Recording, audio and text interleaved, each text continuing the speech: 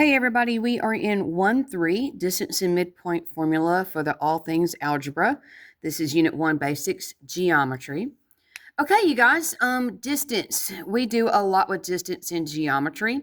I don't necessarily teach it distance formula when I'm going through this because most of the time you're just not given ordered pairs, you're given some sort of figure.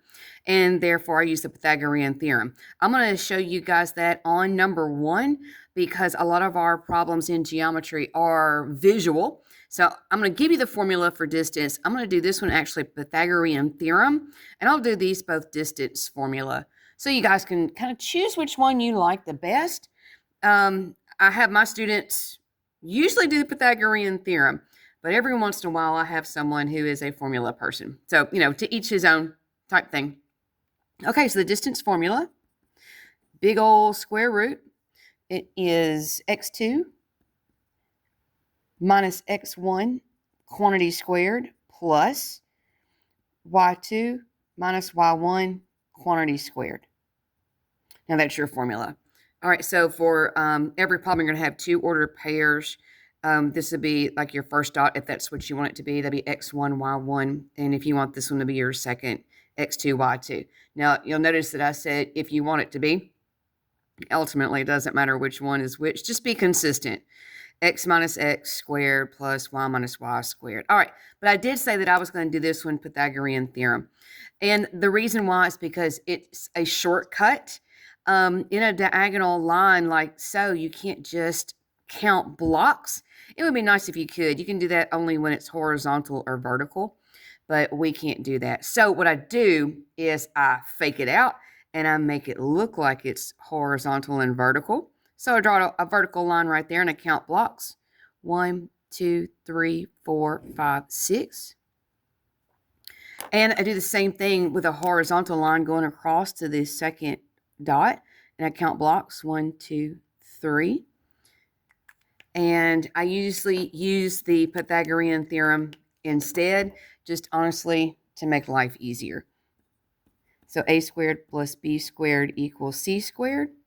And in all honesty, ends up being this right here. This would be like your a squared, and then you see it's a plus sign, and this would be your b squared. And the reason why this is a square, because the opposite of square rooting is to square, and the opposite of squaring is something I'm going to do, which is square root anyway. So it ends up being comparable, and that's why most of my students prefer the Pythagorean theorem. It's just shorter. So I got 6 squared plus 3 squared equals c squared, and I'm going to, of course, grab a calculator. Now, I'm literally going to put in 6 squared plus 3 squared. I am save myself some time. 6 squared plus 3 squared, and I get a 45, as you can see. And I put 45 equals c squared. And here comes that square root, if you're wondering how that works, because the opposite of squaring is to square root the 45. Now, depending on your teacher, I do not know if the teacher is going to allow you to leave it a square root. I know some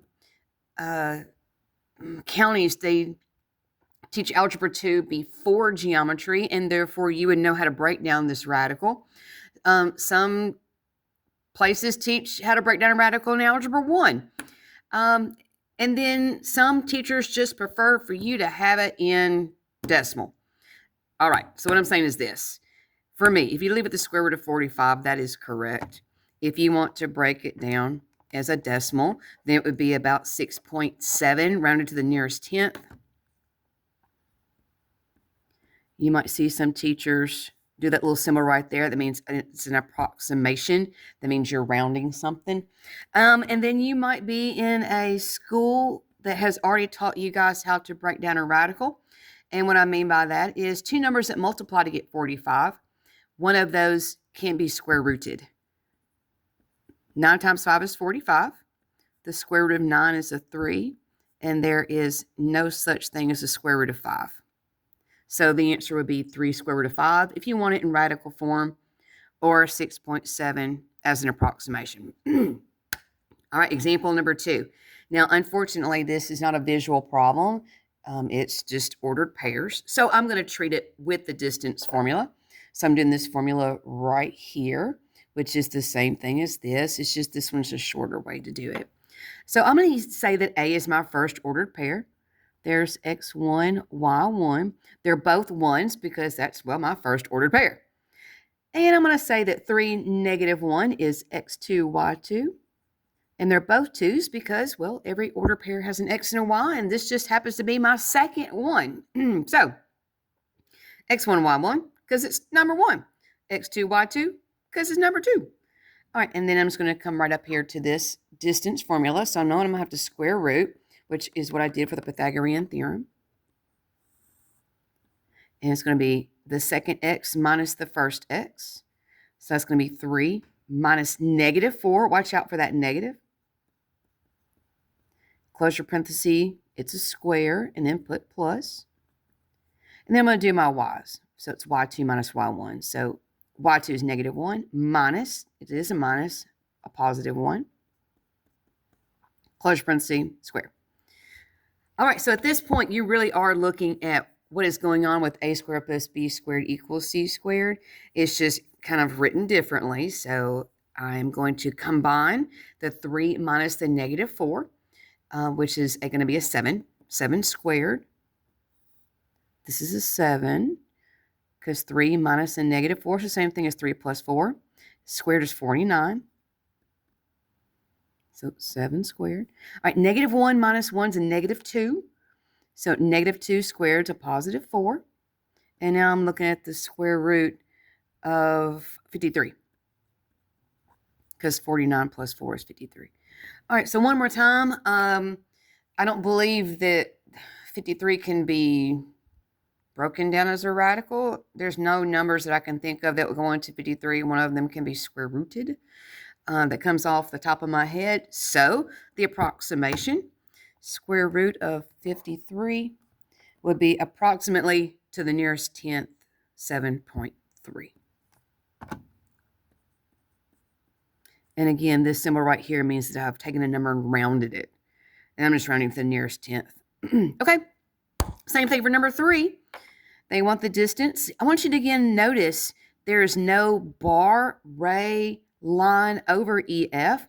I mentioned this in the last video. When there's nothing above EF, like there's no line, there's no segment. I'm sorry, that's a segment. There's no line, there's no ray. They want the measure.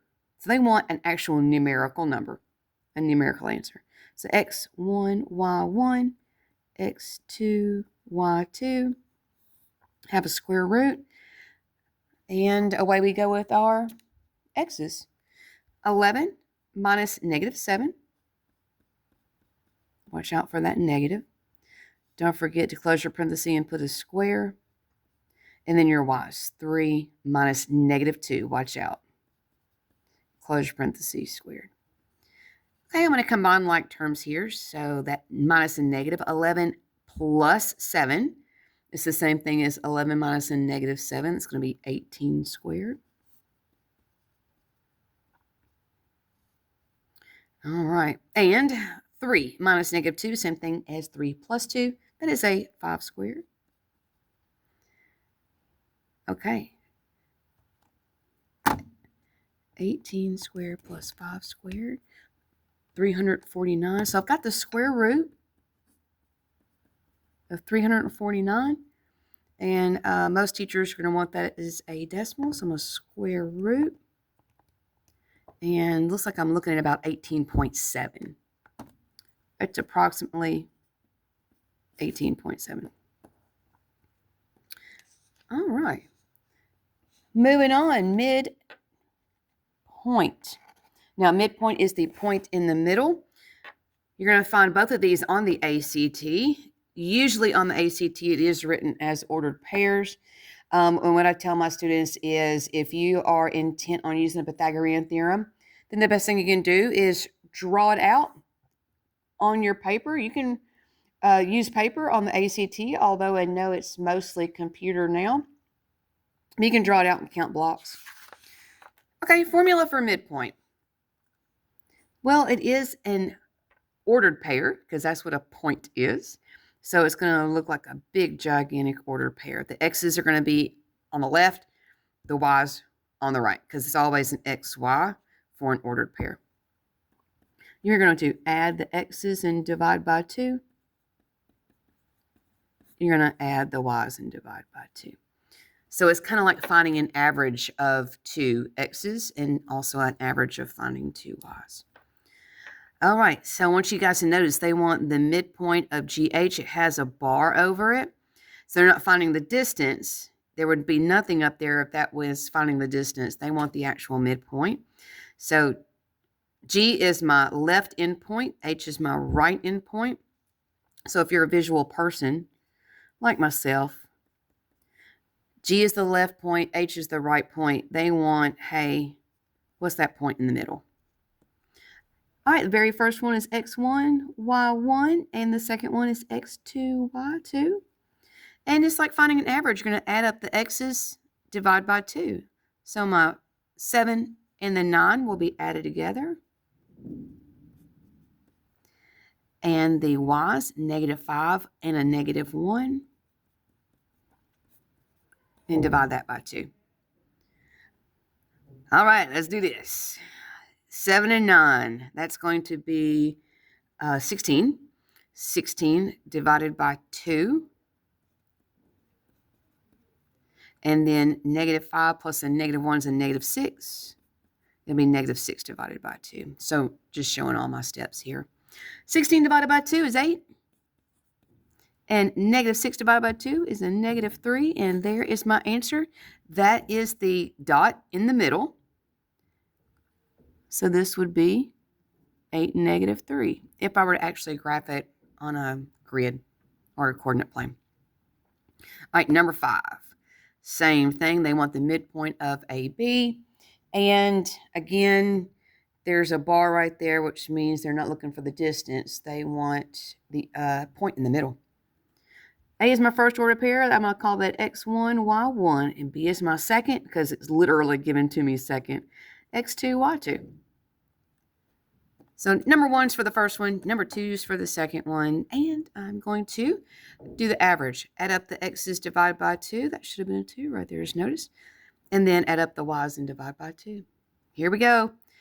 -7 is an x and 3 is an x. And I'm going to add up my y's. 4 is a y. -4 is a y. Add them. Divide by 2. Well, let's see. -7 plus 3 is a -4. 4 plus a -4 is 0. Divide that by 2. And don't get bogged down on that, okay? Anytime you have a fraction with zeros on top, it's going to end up being a 0. Final answer. Here we go. -4 divided by 2 is a -2. And anytime you divide 0 by a number, it's going to be zeros. There is your final answer. That is the point in the middle.